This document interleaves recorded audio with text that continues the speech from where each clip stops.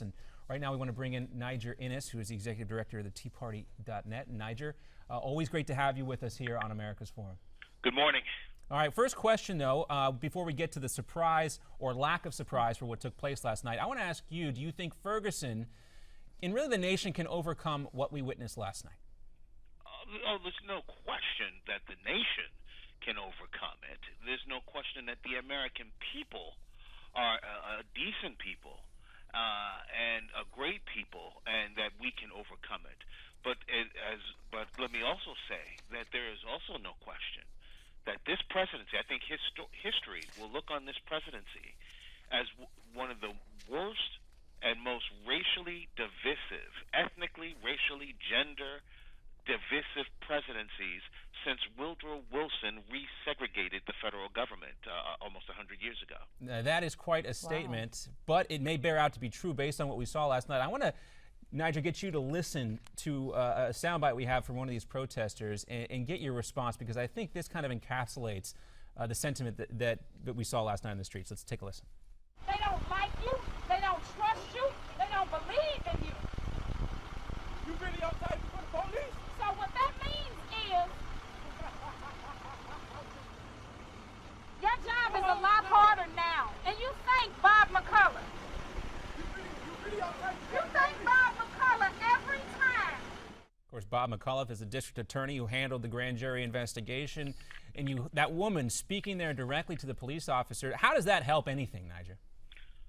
Well, actually, I don't mind that. I mean, a little bit of venting from these young folk, I can handle it. And actually, I think a great deal of applause needs to be given to the law enforcement community, including McCullough, who gave a painstakingly detailed account of the evidence that the grand jury was confronted with and responded to. I have to applaud them. They almost employed a Zen-like passive resistance to those protesters last night. And it's tragic that so many businesses, including black businesses, have been destroyed. And when the circus leaves town, there's going to be an economic devastation in the wake of that mischief. But it could have been much, much worse. You could have had lives lost last night at the hands of police officers trying to do their job.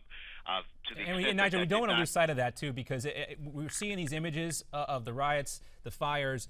It is important to mention, as you said, no lives were lost. But I wanted to ask you another question specifically about Officer Darren Wilson. And this is something that Ron Hosko wrote about here, former Federal Bureau of Investigation Assistant Director. He's the current president of the Law Enforcement Legal Defense Fund. And he writes this: while the legal system has exonerated Officer Darren Wilson for his split-second decision on that August afternoon, he very much remains a victim of a politicized agenda that deemed him guilty until proven innocent. Do you believe and do you agree with Ron Hosko that Darren Wilson is a victim here? Well, I'll put it to you this way. The president, reason I made the pronouncement about the president and how history is going to look on him, did rush to judgment, did he not? He went to the United Nations and elevated Ferguson to that of a human rights violation, an atrocity that occur around the world. His own attorney general compared the Ferguson situation and Michael Brown's death to the death of Emmett Till, who was killed in Mississippi in the bad old days for whistling at a white girl.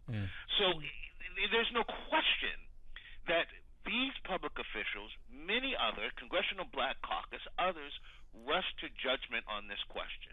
And that's why I applaud McCullough and what he did. He did not have enough evidence to get a conviction with a trial. And because of that, he had the moral obligation not to pursue indictment. But he didn't do that. He tossed it to a jury of Michael Brown's peers, 3 of whom were black. I don't know if there were Latinos on the jury or not, but 3 of 12 were certainly black. And according to CNN, the grand jury unanimously came out and said that this man does not deserve to be indicted on any of the charges. So, Niger, if there's any positive that can be taken from this whole incident, it's the fact that this has shed light on these type of incidences, you know, these officer shootings and perhaps racially charged shootings, and it's gotten the world talking about it.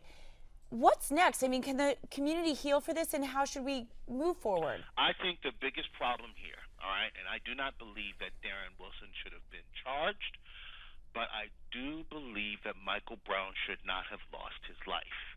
Michael Brown and Trayvon Martin should have gotten their butts kicked badly, okay? They should have been handled physically, but they should not have been killed.